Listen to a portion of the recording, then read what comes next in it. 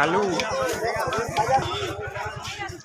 দেখতেই পেয়েছো তোমরা গাইস হাটে।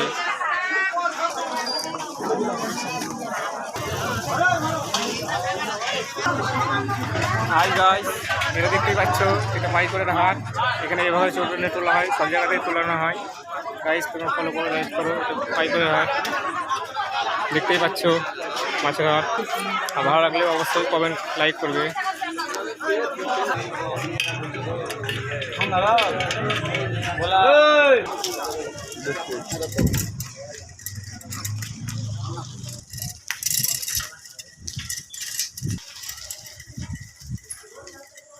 দেখতে আসলে